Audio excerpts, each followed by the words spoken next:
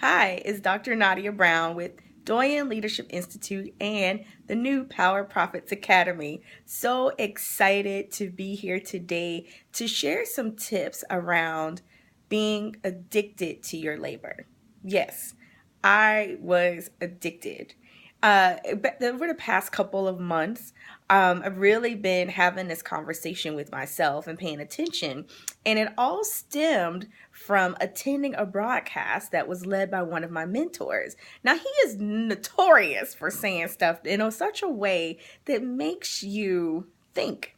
So when I first heard him make the statement that many of you are addicted to your labor, I thought to myself, now, addiction is a strong word, right?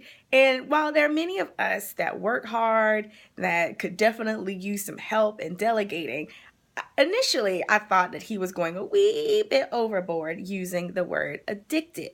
But here's the thing, I could not get that statement out of my mind. And I just kept thinking over and over and over again and asking myself the question, are you addicted to your labor? And as I started to really pay attention to the things that I was doing in my life and in my business, at home, and even in my volunteer activities, I realized the answer was yes, I was addicted. Now, it went beyond just having the inability or the unwillingness to delegate, but I realized that one, I liked what I did, so it made it a little more challenging to let certain things go. And even those things that I wasn't very fond of, I still wouldn't let them go. I wouldn't delegate.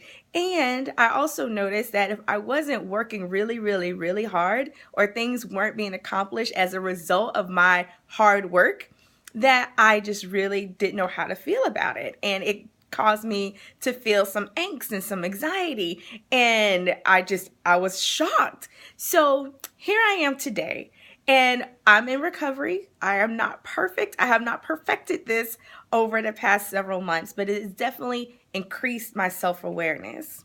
So what do you do? What do you do? How do you break the addiction to your own labor? Step one is first to admit you have a problem. You may be like me, a massive denial, like addiction, please, I got this. And, delegate, schmelegate. But you have to learn to let things go.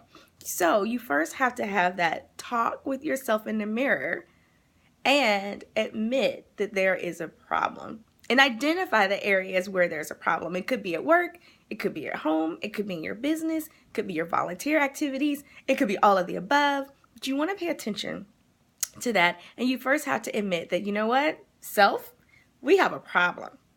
Step two is to start to identify those different things in your life and in your business at work that have to be done by you.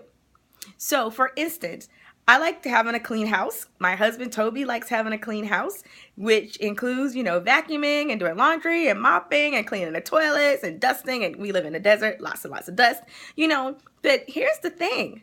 That doesn't mean that I have to be the one to do it, nor does it necessarily mean that Toby has to be the one to do it. That is something we could totally outsource, totally get a house cleaner to have come in and clean the house for us. Not a big deal. And if you look at your budget, many cases is not a massive investment and it can save you a ton of time. And while we don't have children, many of my colleagues and clients do. And so sometimes it means that you hire a nanny, or you hire or volunteer, or voluntold someone in your family, because some of you live near your family, whatever the case may be, but you get the help that you need because you're trying to drop the kids off, pick the kids up, fix the lunches, read them bedtime stories, take them to practice. Some of these things are very important. I'm not saying to outsource your entire life, but what are those things in your life that, some days, maybe Monday, Wednesday, and Friday, I don't have to take the kids to school. That'll give me some extra time to start my day early. Whatever the case may be.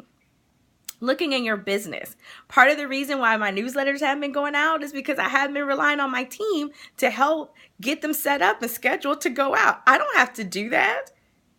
technically, I don't have to write them either. I could outsource that, but I love writing them. So I'm going to continue to do that until it's such a time in my life where that becomes impossible or it's just, no longer the priority. But again, what are the things that have to be done by you? And what are the things that you can delegate and assign to someone else or outsource or hire out or whatever the case may be? And then step number 3 is to take action, even if it's a baby step. I remember the first time I hired a housekeeper to come in and clean the house. I was home. I was at home in my home office working, and I cannot tell you how amazing it felt to come out of my office. My house was spick and span. It was beautiful. And when my husband came home, he was like, OMG, like what just happened? It was amazing. He's looking at me like, when did you have time to do this? And I was like, I didn't. I learned the power of delegation. I learned the power of outsourcing. And it can be life-changing. So I ask you this question. Are you addicted? Are you addicted to your labor? And if so, what are you going to do about it? You first have to admit that there's a problem. You second have to do an assessment to see what can and must be done by you. And then you third have to take action. Trust me, life-changing. Like I said, I'm still in recovery. There are days when I completely backslide and take all the stuff on my plate and I don't delegate a doggone thing. But now that I'm more aware and I'm working through the process and my team is aware, my husband is aware, they're all there to support me in making the necessary behavioral changes that need to be made in order to make everyone's life a lot easier. So if this resonated with you and you were like, oh my goodness, Dr. Nadia, you are preaching my language. You are talking to me and you may need a wee bit of help. Simply send me a text. Reach out. Let's schedule some time to chat. And let's have a complimentary session. Let's talk about it. Let's look at it. And I can help you identify those areas in your life and in your business where you can make some subtle shifts and completely change your life. So take out your phone and send me a text.